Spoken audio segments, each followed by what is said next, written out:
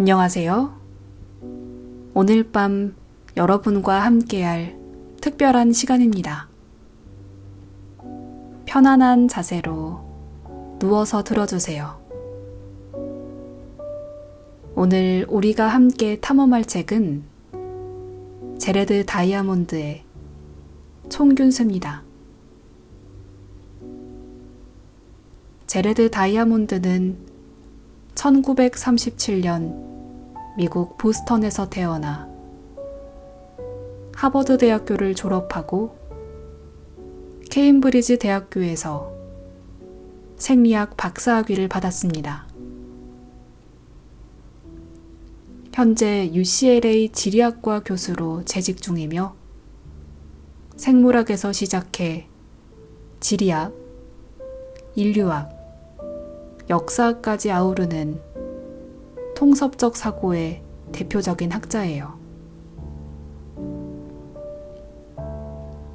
그는 1964년 뉴기니에서 조류를 관찰하며 진화생물학 연구를 시작했고, 이후 연구 영역을 확장해 나갔습니다. 라틴어, 그리스어, 독일어, 이탈리아어까지 여러 언어를 구사하며 세계 각지를 돌아다니는 진정한 핵인싸 학자기도 해요. 총균쇠는 1997년에 출간돼 1998년 퓰리처상 일반 논픽션 부문을 수상한 기념비적인 작품입니다. 이 책의 부제는 인간 사회의 운명을 바꾼 힘인데요. 왜 어떤 민족은 다른 민족을 정복하고 지배하게 되었는지, 그 근본적인 원인을 탐구한 책이에요. 특히 이 책은 서구인들이 흔히 주장하는 인종적 우월성 이론을 정면으로 반박합니다. 다이아몬드는 민족마다 역사가 다르게 진행된 것은 각 민족의 생물학적 차이이기 때문이 아니라 환경적 차이 때문이라고 명확히 밝히고 있어요. 그럼 이제 함께 인류 문명의 수수께끼를 풀어가는 여행을 떠나볼까요? 편안히 누워서 들어보세요.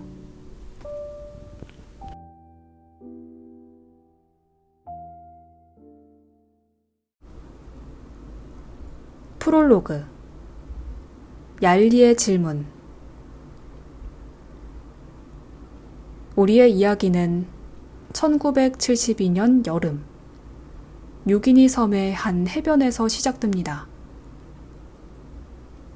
제레드 다이아몬드가 해변을 거닐고 있을 때 뉴기니의 정치인 얄리라는 친구가 그에게 던진 질문이 있었어요. 당신네 백인들은 그렇게 많은 화물을 개발해서 뉴기니까지 가져왔는데 우리 흑인들에게는 우리만의 화물이 거의 없는 이유가 무엇일까요?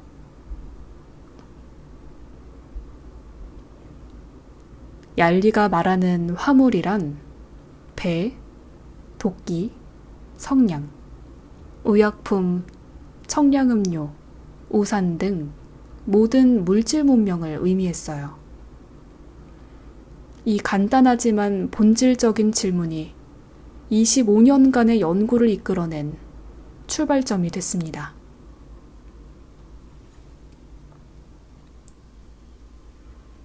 이 질문을 확대하면 더 큰 의문에 봉착하게 되죠. 왜 유럽인들이 아메리카 원주민이나 아프리카인, 오스트레일리아 원주민을 정복하고 지배했을까요? 왜 그 반대가 아니었을까요? 1492년 콜럼버스가 아메리카 대륙에 도착했을 때 구대륙과 신대륙 사이에는 이미 엄청난 기술적 격차가 존재했어요. 유럽인들은 철제 무기와 총, 말, 배를 가지고 있었지만 아메리카 원주민들은 여전히 석기시대 수준의 기술을 사용하고 있었거든요. 많은 사람들이 이런 차이를 인종적 우월성으로 설명하려 했지만 다이아몬드는 이를 단호히 거부합니다. 그는 유기니인들과 오랫동안 지내면서 그들이 평균적으로 서구인들보다 더 총명하다고 느꼈다고 말해요. 그렇다면 진짜 원인은 무엇일까요? 바로 지리와 환경의 차이였습니다. 이것이 총, 균, 쇠라는 세 가지 요소로 구현돼 인류 역사를 결정지었던 거예요. 일부 에덴에서 카하마르카까지 1장 출발선까지 어떤 일이 있었을까? 이제 인류 역사의 출발선으로 돌아가 볼까요?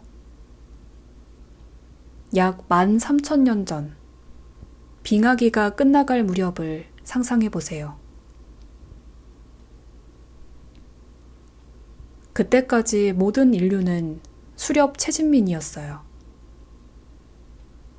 돌도끼와 창을 들고 야생동물을 사냥하고 열매와 뿌리를 캐서 먹고 살았죠. 어느 대륙의 사람들이나 비슷한 생활을 하고 있었습니다. 하지만 중요한 차이가 하나 있었어요. 바로 5만 년 전에 일어난 대약진 시기의 영향이었습니다.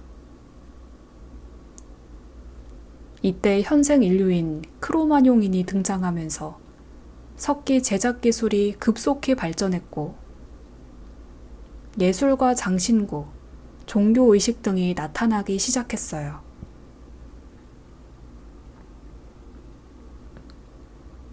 더 중요한 사실은 이 시기에 인류가 오스트레일리아와 뉴기니 그리고 아메리카 대륙으로 이주했다는 점이에요. 그런데 여기서 비극적인 일이 벌어졌습니다. 인간이 새로 정착한 이 대륙들에서 대형 야생동물들이 대거 멸종되기 시작한 거예요.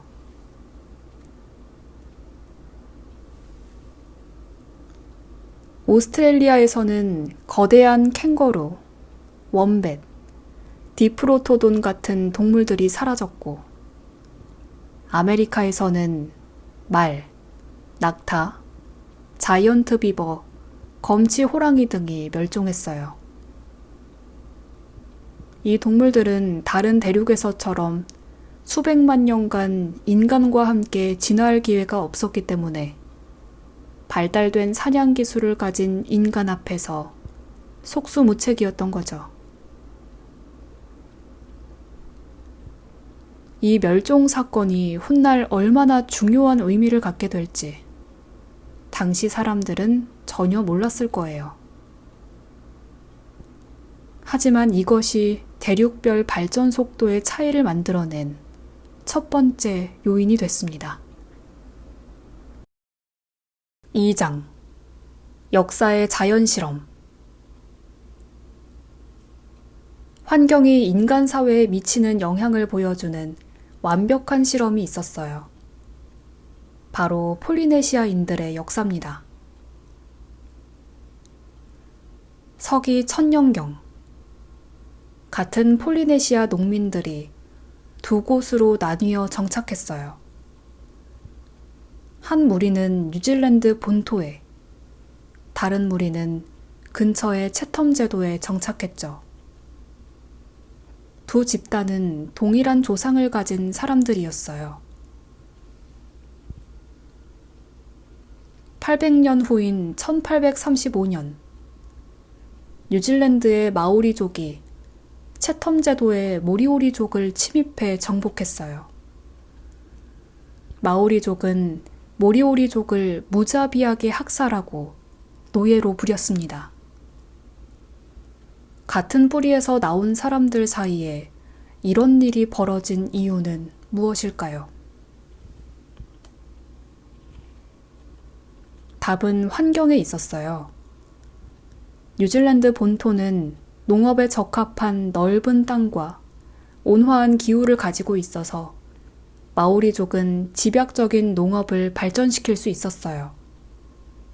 인구가 증가하고 복잡한 사회 구조가 만들어졌죠. 반면 채텀 제도는 춥고 농업에 부적합해서 모리오리족은 다시 수렵 채집 생활로 돌아갈 수밖에 없었어요. 인구도 적고 기술도 퇴보했죠. 더욱이 그들은 평화를 중시하는 문화를 발전시켜 전쟁을 금기시했어요.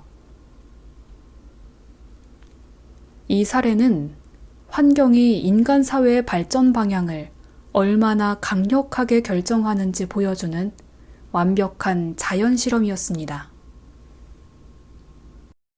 3장 카하마르카에서의 충돌. 이제 가장 극적인 장면으로 가볼까요?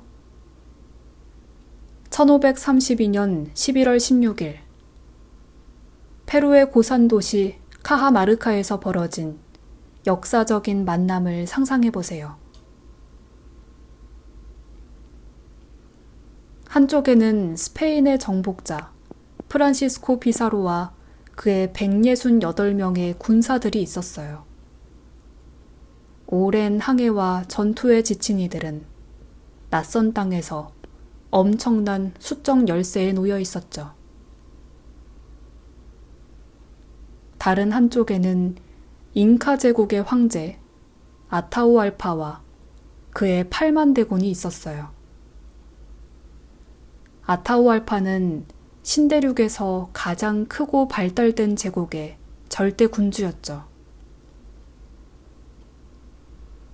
상식적으로 생각하면 8만 대 168명.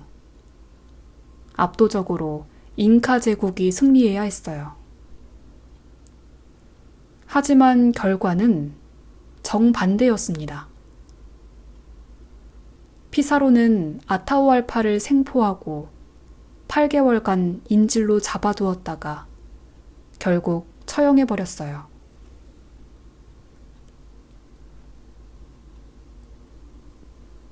어떻게 이런 일이 가능했을까요? 바로 총균쇠의 위력 때문이었습니다. 첫째, 무기의 차이였어요. 스페인 군사들은 강철 갑옷과 검, 총, 그리고 말을 가지고 있었어요. 반면 잉카 군사들은 청동 무기와 돌, 나무 방패로 무장하고 있었죠. 총소리에 놀란 잉카 군사들은 혼란에 빠졌고 말을 본 적 없던 그들에겐 기마병의 공격이 공포 그 자체였어요. 둘째, 전염병의 위력이었어요. 스페인 사람들이 가져온 천연두가 이미 잉카 제국을 휩쓸고 지나갔거든요. 아타우알파 자신도 천연두로 죽은 형과의 왕위 계승 전쟁에서 승리한 상황이었어요. 전염병이 제국을 분열시킨 거죠. 셋째, 정보의 차이였어요. 스페인 사람들은 문자를 가지고 있어서 이전의 정복 경험을 기록하고 공유할 수 있었어요. 반면 잉카인들은 문자가 없어서 유럽인들에 대한 정보를 전달할 수 없었죠. 이 세 가지 요소가 바로 통균쇠의 핵심이었어요. 그런데 더 근본적인 질문이 남습니다. 왜 잉카인이 아니라 스페인인이 이런 이점을 가지게 되었을까요? 2부 식량 생산의 기원과 확산 4장 농업의 힘 모든 차이의 시작은 농업혁명에 있었어요. 약 10,000년 전부터 시작된 이 혁명이 인류 역사를 완전히 바꿔놓았거든요. 수렵 채집 생활과 농업 생활의 차이를 생각해 보세요. 수렵 채집민들은 하루 종일 음식을 찾아 헤매야 했어요. 평균적으로 1평방킬로미터당 1명 이하의 인구 밀도를 가질 수밖에 없었죠. 하지만 농업이 시작되면서 모든 것이 달라졌어요. 같은 면적에서 10배에서 100배 많은 사람을 먹여 살릴 수 있게 됐거든요. 인구 밀도가 급격히 증가했죠. 더 중요한 것은 식량 저장이 가능해졌다는 점이에요. 잉여 식량이 생기면서 모든 사람이 식량 생산에 매달릴 필요가 없어졌어요. 일부는 전문 기술자가 되고, 일부는 전사가 되고, 일부는 지배층이 될 수 있었던 거죠. 정착 생활도 가능해졌어요. 한 곳에 머물면서 무거운 도구들을 만들고 축적할 수 있게 됐죠. 토기, 직물, 복잡한 도구들이 발달하기 시작했어요.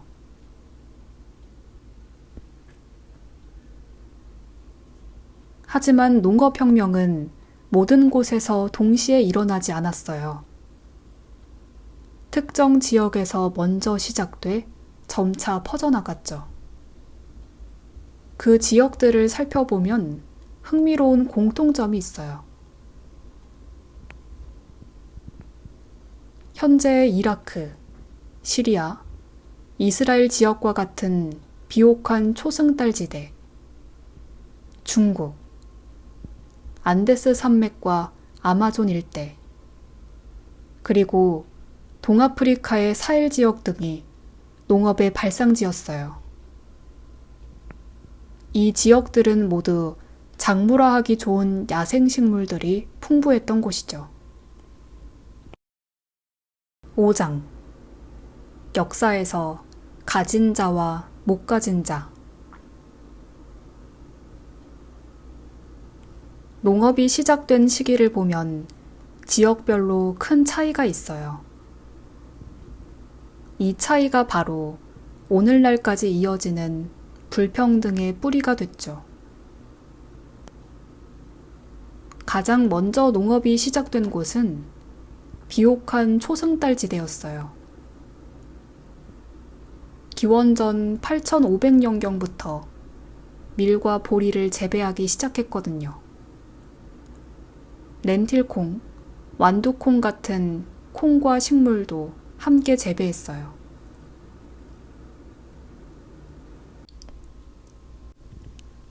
중국에서는 기원전 7500년경부터 쌀과 조를 재배하기 시작했어요. 남미 안데스 지역에서는 기원전 3500년경부터 감자와 퀴노아를 재배했죠. 하지만 어떤 지역들은 독립적으로 농업을 시작하지 못했어요. 오스트레일리아나 아프리카 대부분의 지역이 그랬죠. 이런 지역들은 다른 곳에서 농업 기술이 전해져야만 농업을 시작할 수 있었어요. 왜 이런 차이가 생겼을까요? 핵심은 야생식물의 분포에 있었어요. 작물화하기 적합한 야생식물들이 특정 지역에 집중돼 있었거든요. 예를 들어 밀과 보리의 야생 조상들은 비옥한 초승달 지대에만 자생했어요. 쌀의 야생 조상은 중국과 동남아시아에만 있었죠. 옥수수의 야생 조상인 테오신테는 멕시코에만 분포했어요. 더 중요한 것은 이런 식물들이 작물화되기 적합한 특성을 가지고 있었다는 점이에요. 큰 씨앗, 높은 발화율, 동시성숙, 씨앗이 저절로 떨어지지 않는 특성 등을 갖춘 야생 식물들이 특정 지역에 집중돼 있었던 거죠. 이런 지리적 운이 농업혁명의 시기를 결정했고 결국 문명의 발전 속도를 좌우하게 됐어요. 6장 농경, 선택의 기로. 수렵 채집에서 농업으로의 전환은 갑작스럽게 일어난 것이 아니었어요. 오랜 시간에 걸쳐 점진적으로 일어난 변화였죠. 왜 사람들이 농업을 시작하게 되었을까요? 여러 가지 요인들이 복합적으로 작용했어요.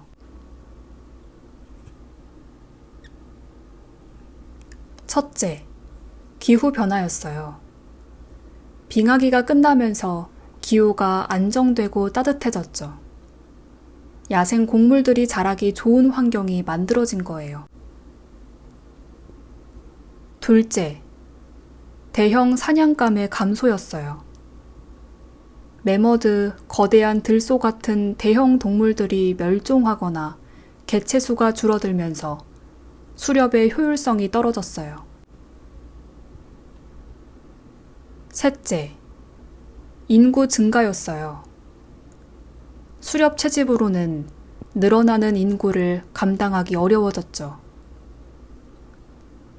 넷째, 식량 가공 기술의 발달이었어요.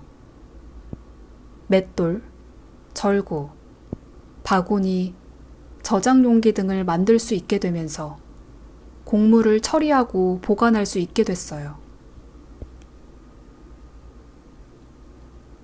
하지만 농업으로의 전환이 항상 좋기만 한 것은 아니었어요.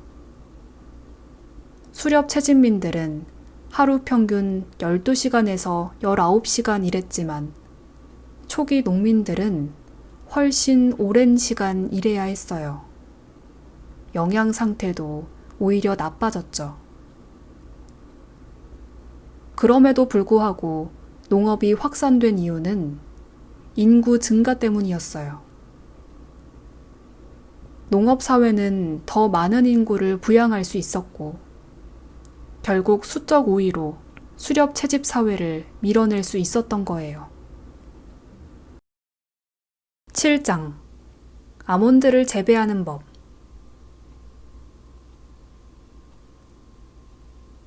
야생 식물이 작물로 변화하는 과정은 정말 흥미로워요. 아몬드를 예로 들어볼까요? 야생 아몬드는 독성이 있어서 먹으면 죽을 수도 있어요. 시안화물이 들어있거든요. 하지만 가끔 돌연변이로 독성이 없는 개체들이 나타났어요. 고대 사람들은 이런 단맛 나는 아몬드를 발견하면 소중히 여겼을 거예요.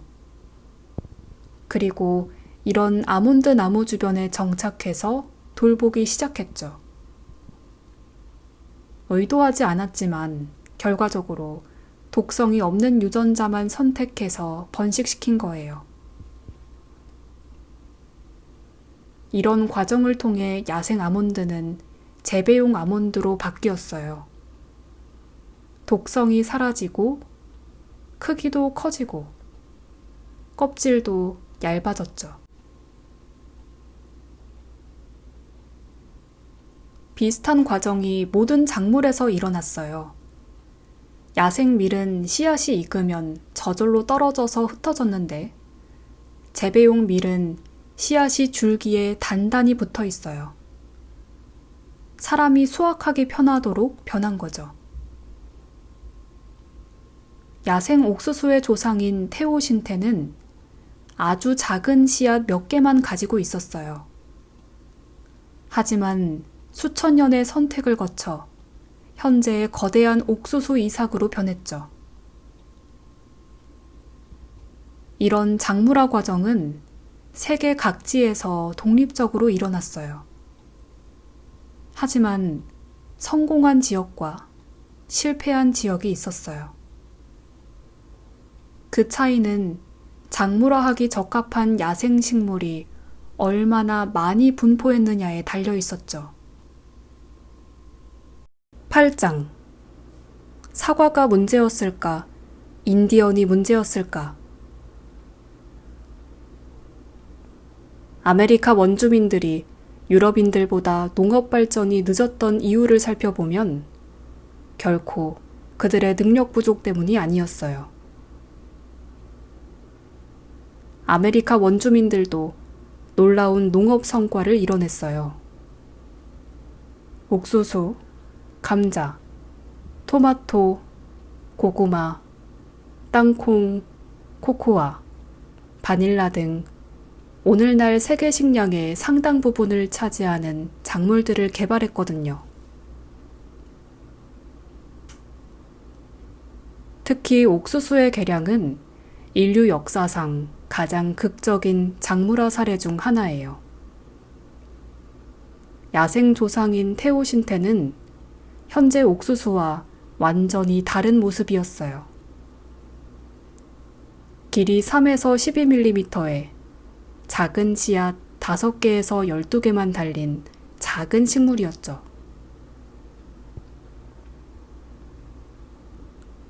아메리카 원주민들은 이 작은 풀을 수천 년에 걸쳐 현재의 거대한 옥수수로 만들어냈어요.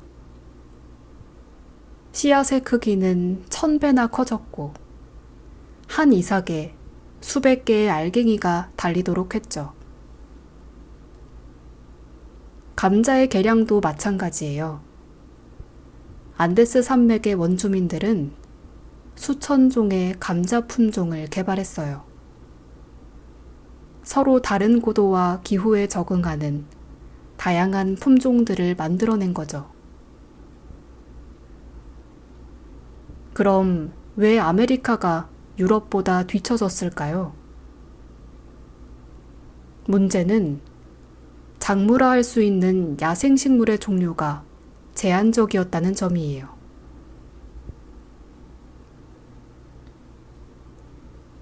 비옥한 초승달 지대에는 32종의 작물화 가능한 야생식물이 있었지만 아메리카 전체에는 24종밖에 없었어요. 더 중요한 것은 단백질이 풍부한 곡물이 부족했다는 점이었죠. 유럽인들은 단백질 함량이 높은 밀과 보리, 그리고 렌틸콩이나 완두콩 같은 콩과 식물을 함께 재배했어요. 이런 조합이 영양학적으로 완벽한 식단을 만들어냈죠. 반면 아메리카에서는 옥수수와 콩, 호박을 함께 재배했지만 단백질 함량이 상대적으로 낮았어요. 이런 차이가 인구 증가와 사회 복잡성의 차이로 이어졌던 거예요. 9장. 얼룩말과 불행한 결혼, 그리고 안나 카레니나 법칙.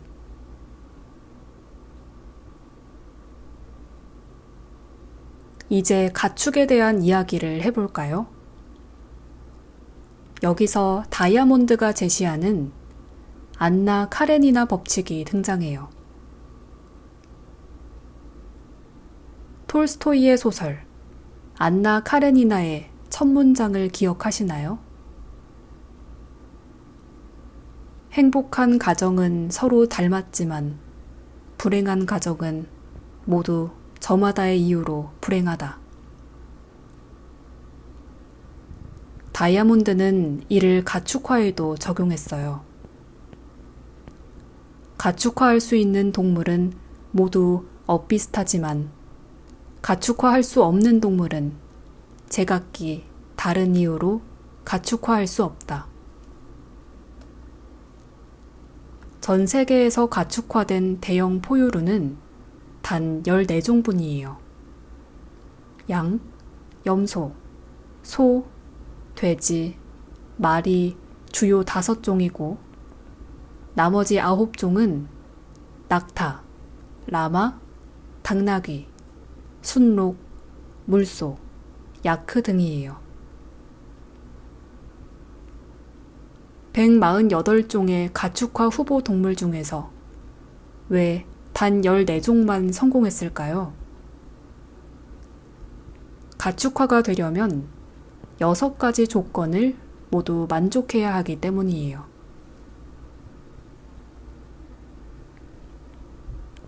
첫째, 식성이 까다롭지 않아야 해요. 육식동물은 효율성이 너무 떨어져요. 450kg의 육식동물을 키우려면 4,500kg의 초식동물이 필요하고 그 초식동물을 키우려면 45,000kg의 식물이 필요하거든요. 둘째, 성장 속도가 빨라야 해요. 고릴라나 코끼리처럼 성체가 되는데 15년이 걸리는 동물은 가축화하기 어려워요. 셋째, 감금 상태에서도 번식해야 해요. 치타는 복잡한 구애 과정을 거쳐야만 번식하는데 우리의 갇힌 상태에서는 이런 행동을 하지 않아요. 넷째, 성격이 온순해야 해요. 얼룩말은 사람을 물고 늘어지는 나쁜 습성이 있어서 미국 동물원에서는 호랑이보다 얼룩말 때문에 다치는 사람이 더 많다고 해요. 다섯째, 공황 상태에 빠지지 않아야 해요. 가젤처럼 쉽게 놀라서 도망치려는 동물은 가축화하기 어려워요. 여섯째, 사회적 구조를 가져야 해요. 무리를 이루고 서열을 인정하는 동물이어야 가축화가 가능해요. 이 6가지 조건을 모두 만족하는 동물은 극히 드물었어요. 그리고 이런 동물의 대부분이 유라시아 대륙에 분포했다는 것이 핵심이에요. 10장 드넓은 하늘과 기울어진 축.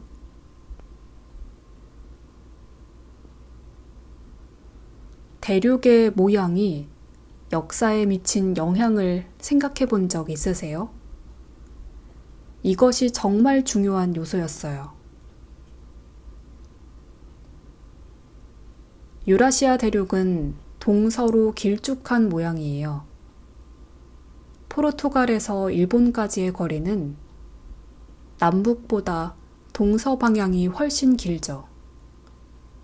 반면 아메리카와 아프리카는 남북으로 긴 모양이에요. 이 차이가 왜 중요할까요?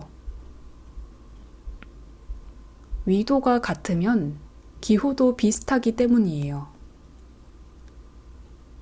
포르투갈과 중국, 한국, 일본은 동서로 6,400km나 떨어져 있지만 남북으로 1,600km 떨어진 지역보다 기후가 더 비슷해요. 따라서 유라시아에서는 작물과 가축, 기술이 동서 방향으로 빠르게 전파될 수 있었어요. 비옥한 초승달 지대에서 개발된 밀과 보리는 동쪽으로는 인도와 중국까지 서쪽으로는 유럽까지 빠르게 퍼져나갔죠. 반면 아메리카에서는 남북 전파가 매우 어려웠어요. 멕시코에서 개발된 옥수수가 북미와 남미로 전파되는데 수천 년이 걸렸어요. 기후 차이 때문에 새로운 환경에 적응하는 품종을 개발해야 했거든요. 말의 경우가 대표적이에요. 말은 비옥한 초승달 지대에서 가축화돼 불과 몇 세기 만에 유라시아 전체로 퍼져나갔어요. 하지만 아프리카에서는 채채파리가 옮기는 수면병 때문에 적도 지역을 넘지 못했죠. 바퀴와 문자 같은 발명품도 마찬가지였어요. 유라시아에서는 빠르게 동서방향으로 전파됐지만 아메리카에서는 남북 전파가 매우 제한적이었어요. 이런 지리적 조건의 차이가 문명 발전 속도의 차이를 만들어냈던 거예요. 3부 식량에서 총균 쇠로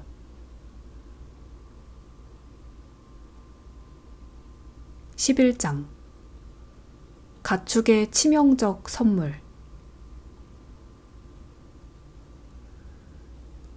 이제 균에 대한 이야기를 해볼까요? 인류 역사에서 전염병이 미친 영향은 정말 엄청났어요.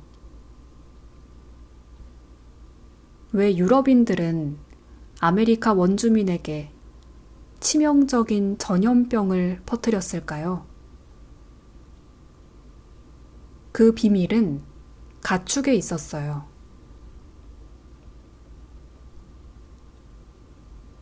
천연두, 독감, 결핵, 말라리아, 패스트, 홍역, 콜레라 등 인류를 괴롭힌 주요 전염병들의 대부분은 원래 동물의 질병이었어요. 이런 질병들이 동물에서 인간으로 옮겨온 거죠. 천연두는 소의 질병에서, 독감은 돼지와 오리에서, 결핵은 소에서, 홍역은 소와 개에서 유래했어요. 백일에는 돼지에서, 말라리아는 조류에서 왔죠.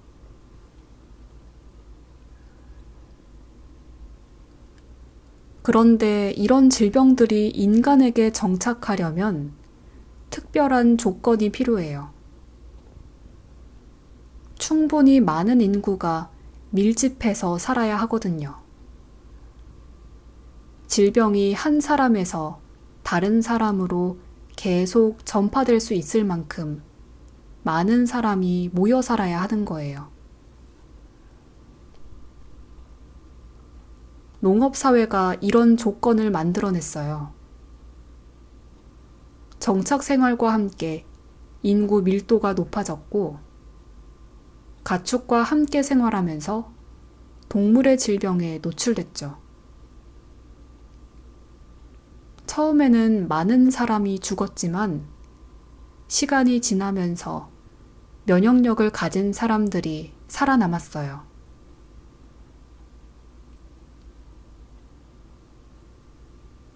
유럽인들은 수천 년간 이런 질병들과 함께 살아오면서 면역력을 발달시켰어요. 하지만 아메리카 원주민들은 가축이 거의 없었기 때문에 이런 질병에 노출된 적이 없었어요. 그래서 유럽인들이 아메리카에 도착했을 때 비극적인 일이 벌어졌어요. 아메리카 원주민 인구의 95%가 전염병으로 죽었다고 추정돼요. 총이나 칼보다 세균이 훨씬 더 치명적인 무기였던 거죠. 12장 청사진과 차용한 문자.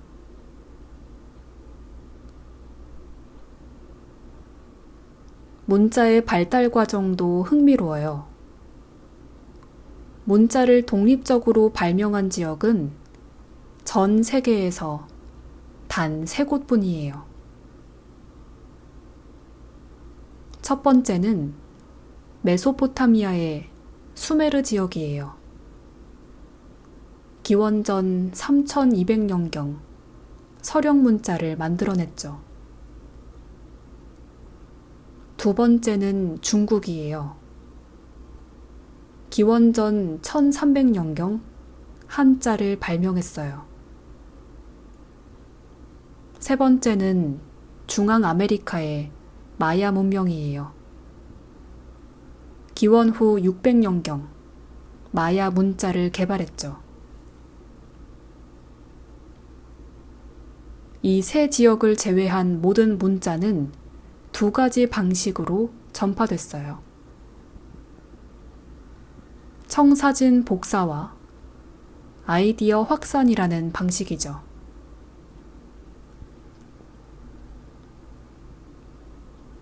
청사진 복사는 기존 문자의 세부적인 내용을 그대로 복사하거나 변형해서 사용하는 방식이에요.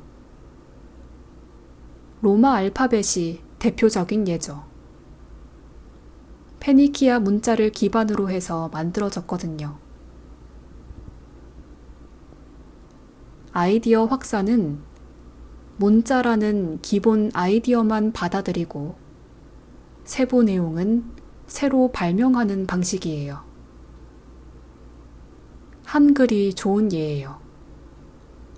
세종대왕은 문자라는 개념은 알고 있었지만 한글만의 독창적인 체계를 만들어냈거든요.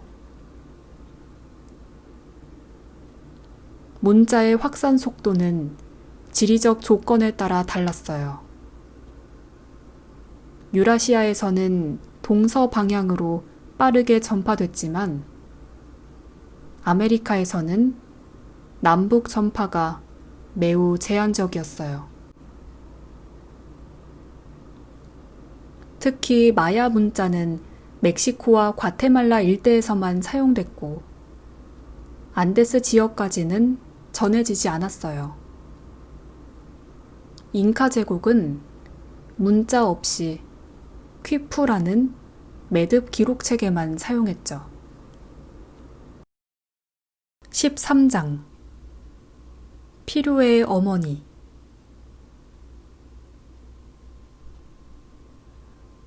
필요는 발명의 어머니라는 말이 있지만 다이아몬드는 이를 뒤집어서 발명은 필요의 어머니라고 말해요. 많은 발명품들이 처음에는 특별한 목적 없이 만들어졌다가 나중에 용도를 찾게 되었거든요. 에디슨의 축음기가 그런 예예요. 처음에는 전화 메시지를 기록하려고 만들었는데 나중에 음악 재생장치로 발전했죠. 자동차도 마찬가지예요. 처음 발명됐을 때는 말 없는 마차라고 불렸고 부유층의 장난감 정도로 여겨졌어요. 하지만 점차 실용적인 교통수단으로 발전했죠.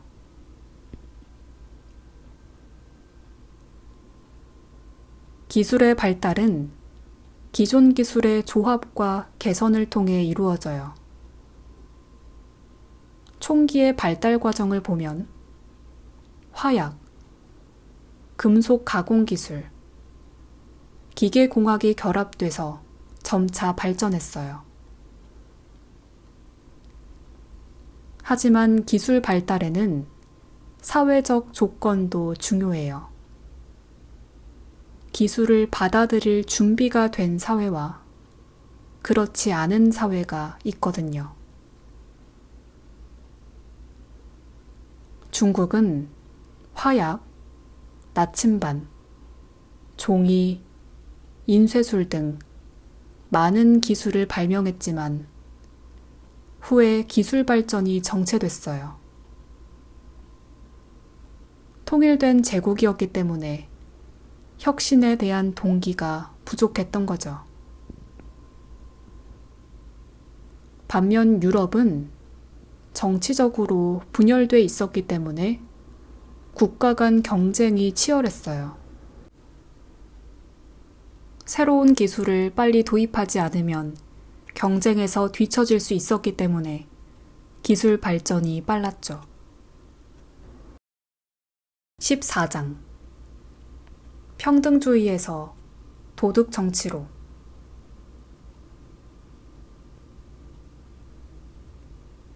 식량 생산은 사회 구조의 변화도 가져왔어요.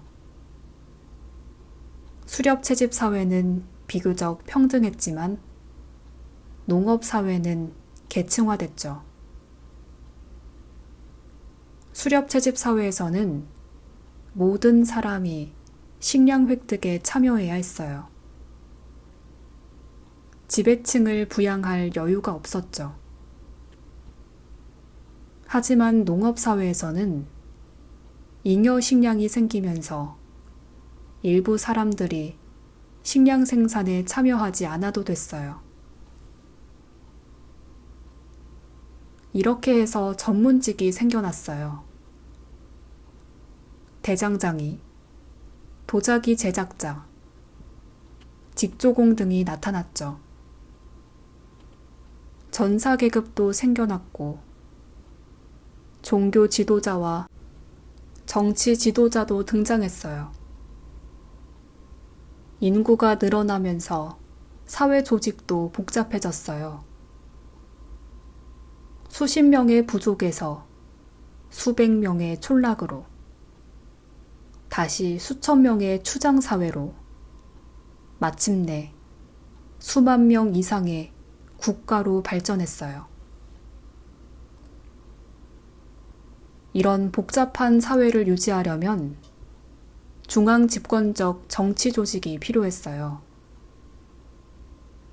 왕과 관료제, 군대, 법률 시스템이 발달했죠. 종교도 사회 통합의 중요한 수단이 됐어요. 하지만 이런 변화가 항상 좋은 것만은 아니었어요. 계급 사회가 만들어지면서 불평등이 심화됐거든요. 지배층은 피지배층을 착취하는 구조가 만들어졌어요.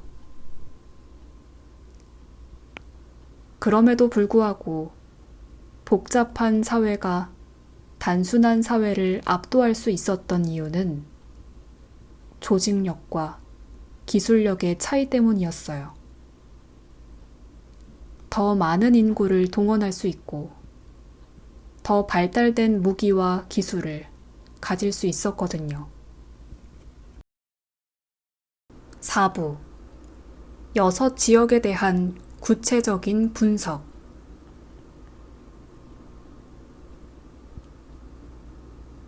(15장) 얄리의 종족.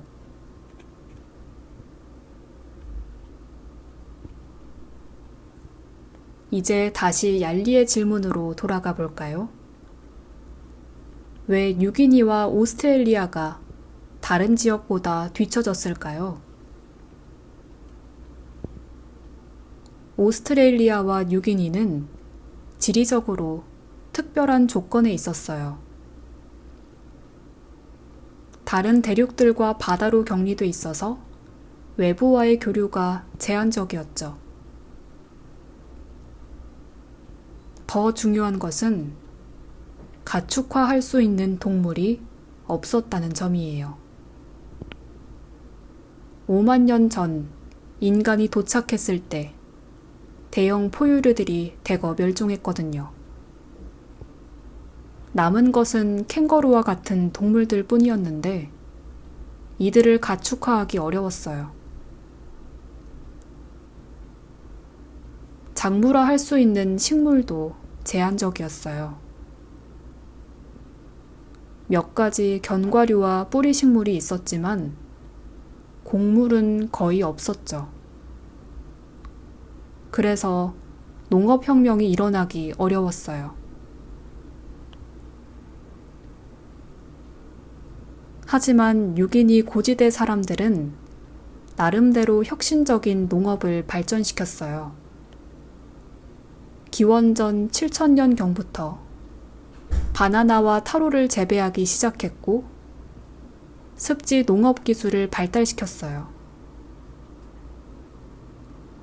문제는 이런 농업이 인구 증가와 사회 복잡성을 크게 높이지 못했다는 점이었어요. 곡물 농업에 비해 효율성이 떨어졌거든요. 지리적 격리도 기술 발전을 제약했어요. 유라시아에서 발달한 금속 기술, 문자, 바퀴 등이 전해지지 않았어요. 외부와의 접촉이 제한적이었기 때문이죠. 16장. 어떻게 중국은 중국이 되었을까? 중국의 통일은 어떻게 가능했을까요? 오늘날 중국은 12억 명이 넘는 인구가 대부분 비슷한 언어와 문화를 공유하고 있어요. 이는 정말 놀라운 일이죠. 중국도 처음부터 통일된 것은 아니었어요. 기원전 4000년경에는 서로 다른 여러 문화가 존재했어요. 북중국의 양사오 문화, 남중국의 허무도 문화 등이 서로 다른 발전을 보였죠. 하지만 점차 북중국의 문화가 남쪽으로 확산됐어요. 북중국은 황하 유역의 비옥한 평야에서 밀과 조를 재배하는 농업을 발달시켰고 이것이 경쟁 우위를 제공했어요. 중국의 지리적 조건도 통일에 유리했어요. 황하와 양쯔강이 동서로 흐르면서 내륙과 해안을 연결했고 상대적으로 평탄한 지형이 문화와 기술의 확산을 도왔어요. 문자의 역할도 중요했어요. 한자는 발음과 상관없이 의미를 전달할 수 있는 표의 문자였기 때문에 서로 다른 방언을 사용하는 지역들도 같은 문자를 사용할 수 있었어요.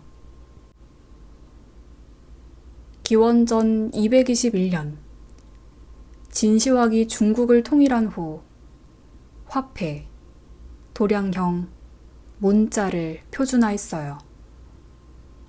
이런 표준화가 중국의 문화적 통일을 더욱 강화했죠. 하지만 통일이 항상 좋기만 한 것은 아니었어요. 15세기의 중국은 대규모 해상 탐험을 중단했어요. 정화의 대원정 이후 해금 정책을 실시한 거죠. 만약 중국이 계속 해상 탐험을 했다면 중국인이 아메리카를 발견했을지도 몰라요. 17장. 폴리네시아로 빠르게.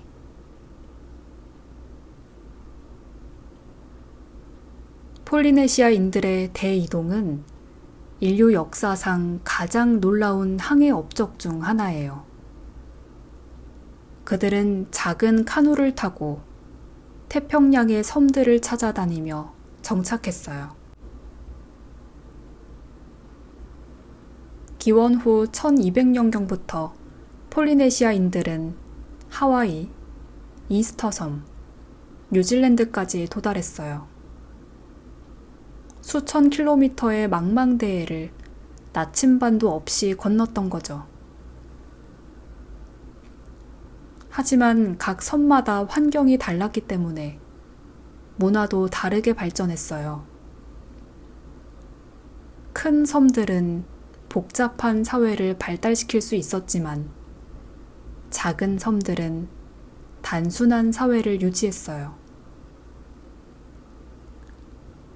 가장 극단적인 사례가 이스터 섬이에요. 이 작은 섬에 정착한 폴리네시아인들은 처음에는 복잡한 사회를 만들었어요. 유명한 모아이 석상들을 만든 것도 이 시기예요. 하지만 환경이 악화되면서 사회가 붕괴했어요. 나무를 모두 베어내면서 토양이 유실되고 인구가 급감했죠. 유럽인들이 도착했을 때는 이미 과거의 영광을 잃은 상태였어요. 이런 사례들은 환경이 사회 발전에 미치는 영향을 잘 보여줘요. 같은 기술과 문화를 가진 사람들도 환경에 따라 완전히 다른 결과를 만들어낼 수 있다는 거죠. 18장 반구의 충돌. 아메리카 대륙의 운명을 결정한 것은 지리였어요. 남북으로 긴 대륙의 모양이 기술과 문화의 전파를 어렵게 만들었거든요. 아메리카에서도 훌륭한 문명들이 발달했어요. 마야, 아즈텍, 잉카 문명은 정말 놀라운 성취를 이뤄냈죠. 마야인들은 정확한 달력을 만들었고, 아즈텍인들은 거대한 도시를 건설했어요. 잉카인들은 안데스 산맥에 놀라운 도로막을 구축했죠. 하지만 이런 문명들도 유럽인들과의 접촉에서는 치명적인 약점을 드러냈어요. 가축이 부족해서 전염병에 취약했고, 철기 기술이 없어서 무기가 열등했어요. 가장 결정적인 것은 말이 없었다는 점이에요. 원래 아메리카에도 야생마가 있었지만 만년 전에 멸종했거든요. 만약 말이 남아 있었다면 아메리카의 역사는 완전히 달랐을 거예요. 문자도 제한적이었어요. 마야 문명에서는 발달된 문자 체계가 있었지만 다른 지역으로 전파되지 않았어요. 잉카 제국은 문자 없이 퀴프라는 매듭 기록만 사용했죠. 바퀴도 흥미로운 사례예요. 멕시코에서는 바퀴가 발명됐지만 교통수단으로는 사용되지 않았어요. 장난감에만 사용됐죠. 바퀴를 끌 동물이 없었기 때문이에요. 19장 어떻게 아프리카는 흑인의 땅이 되었을까?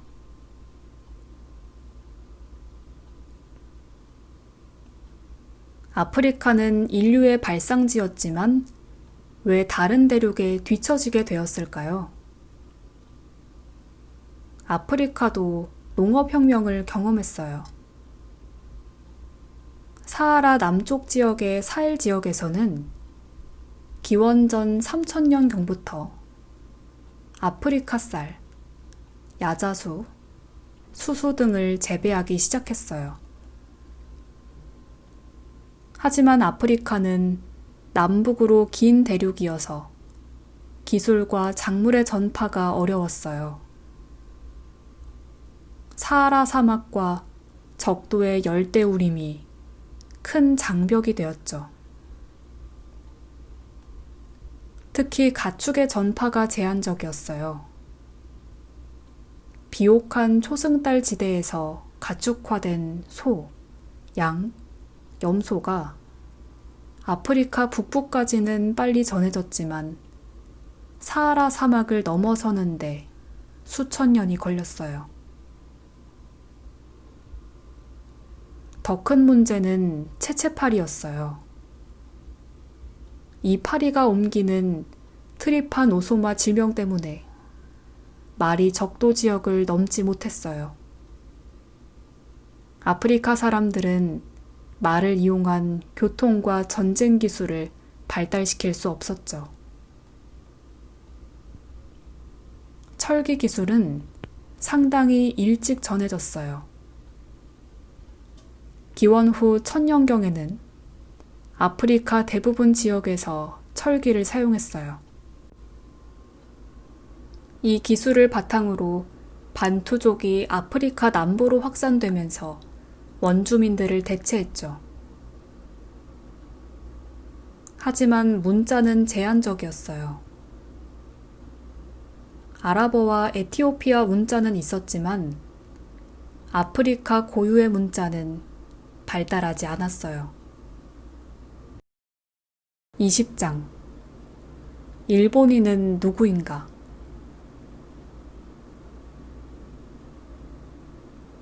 일본의 역사는 정말 흥미로워요. 일본은 섬나라이면서도 독특한 발전을 이뤄냈거든요. 원래 일본에는 조몬인이라는 수렵 채집민들이 살고 있었어요. 기원전 만년경부터 정교한 토기를 만들며 독특한 문화를 발달시켰죠. 하지만 기원전 300년경부터 한반도에서 야요이인들이 건너왔어요. 이들은 벼농사 기술과 청동기, 철기 기술을 가져왔어요. 야요이인들이 조면인들을 점차 대체하면서 현재 일본의 조상이 됐죠. 일본어의 기원도 흥미로워요. 일본어는 한국어와 언어계통상 가까운 관계에 있어요. 이는 일본인의 상당 부분이 한반도에서 왔다는 증거기도 해요. 하지만 일본은 섬나라라는 지리적 조건 때문에 독특한 발전을 보였어요. 외부의 영향을 받으면서도 독자적인 문화를 유지할 수 있었거든요. 중국 문화의 영향을 크게 받았지만 일본만의 독특한 변형을 만들어냈어요. 한자를 받아들이면서도 히라가나와 가타카나라는 독자적인 문자 체계를 개발했죠. 17세기부터는 쇄국 정책을 실시해서 외부와의 접촉을 제한했어요. 하지만 19세기 중반 개국 이후에는 급속한 근대화를 이뤄냈죠. 에필로그 과학으로서의 인류사의 미래. 이제 우리의 긴 여행을 마무리할 시간이에요. 총균 쇠가 우리에게 던지는 메시지는 무엇일까요? 다이아몬드는 인류사도 과학적 연구의 대상이 될 수 있다고 주장해요. 물리학이나 화학처럼 법칙을 찾아낼 수 있다는 거죠. 하지만 인류사는 실험실에서 실험할 수 없어요. 대신 자연 실험을 통해 연구해야 해요. 폴리네시아의 여러 섬들, 마오리족과 모리오리족의 사례처럼 비슷한 조건에서 출발한 사회들을 비교하는 거죠. 이런 연구를 통해 우리는 몇 가지 중요한 교훈을 얻을 수 있어요. 첫째, 지리와 환경이 역사에 미치는 영향은 생각보다 훨씬 크다는 점이에요. 인간의 노력과 창의성도 중요하지만 환경적 조건이 발전의 한계를 설정하는 경우가 많아요. 둘째, 기술과 아이디어의 확산이 문명 발전에 결정적이라는 점이에요. 고립된 사회는 아무리 뛰어나도 한계가 있어요. 교류와 상호작용이 발전의 동력이 되는 거죠. 셋째, 작은 차이가 큰 결과를 만들어낼 수 있다는 점이에요. 야생동물의 멸종 시기, 작물화 가능한 식물의 분포, 대륙의 모양 같은 작은 차이들이 역사의 흐름을 바꿨어요. 이제 우리의 긴 여행을 마무리할 시간이에요. 오늘 밤 우리는 정말 놀라운 여행을 함께 했어요. 총균쇠는 단순히 역사책이 아니라 인간 사회에 대한 깊은 통찰을 제공하는 책이에요. 제레드 다이아몬드는 25년간의 연구를 통해 인류 불평등의 근본 원인을 추적했어요. 이 책이 우리에게 주는 가장 중요한 메시지는 인종적 우월성 이론의 허구성이에요. 어떤 민족이 다른 민족을 지배하게 된 것은 그들이 더 똑똑하거나 도덕적으로 우월해서가 아니에요. 단지 지리적, 환경적으로 운이 좋았을 뿐이에요. 유라시아 대륙은 작물화하기 좋은 야생식물과 가축화하기 좋은 동물들이 많이 분포했어요. 동서로 긴 대륙의 모양은 기술과 아이디어의 확산에 유리했죠.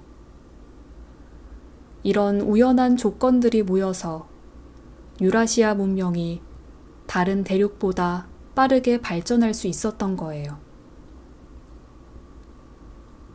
현대 세계의 불평등도 이런 역사적 배경에서 이해해야 해요.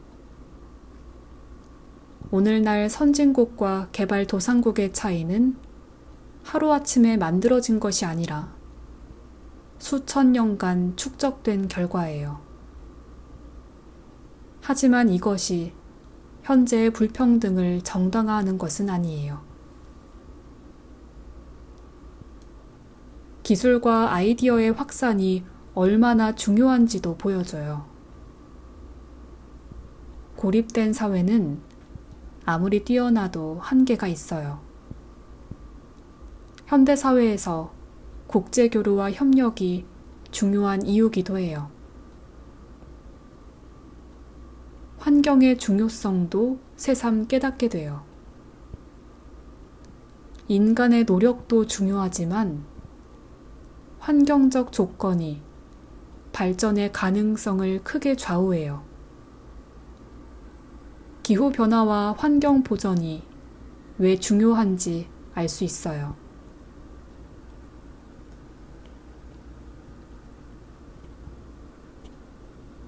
이제 개인적인 리뷰를 들려드릴게요. 이 책은 정말 놀라운 책이에요. 방대한 양의 자료를 체계적으로 정리해서 하나의 일관된 이론으로 만들어냈어요. 인류학, 지리학, 생물학, 언어학 등 다양한 분야의 지식을 통합한 진정한 통섭의 결과물이죠.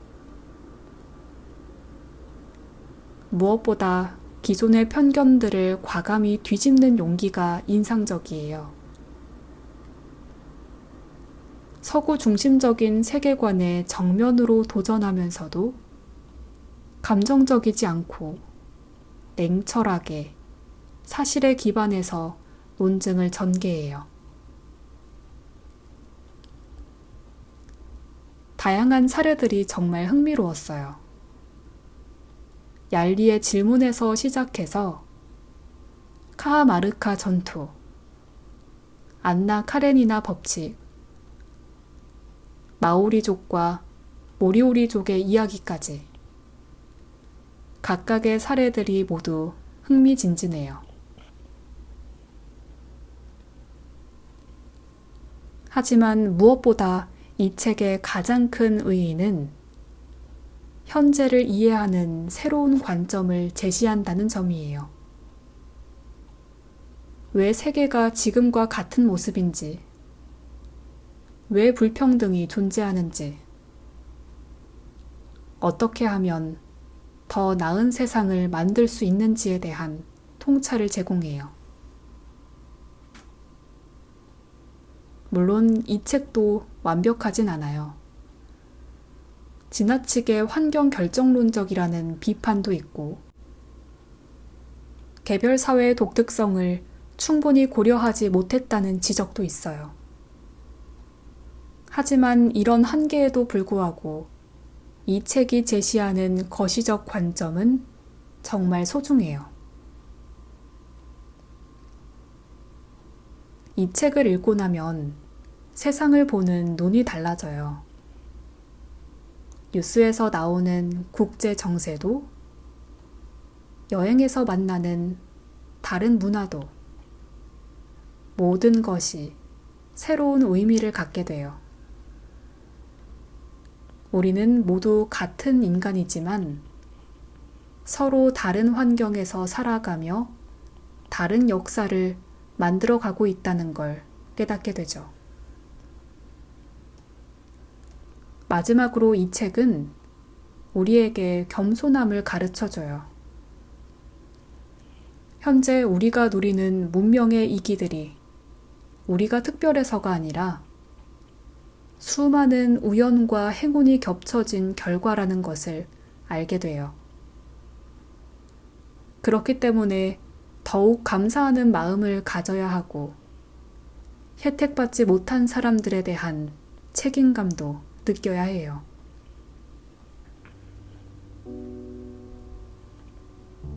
편안한 밤 되세요. 오늘 밤 꿈속에서는 13,000년 전 얄리의 조상들과 여러분의 조상들이 각자 다른 대륙에서 시작한 긴 여행이 어떻게 오늘날의 세계를 만들어냈는지 생각해 보세요. 그리고 앞으로 우리가 함께 만들어가야 할 더 나은 세상에 대해서도 꿈꿔보시기 바라요.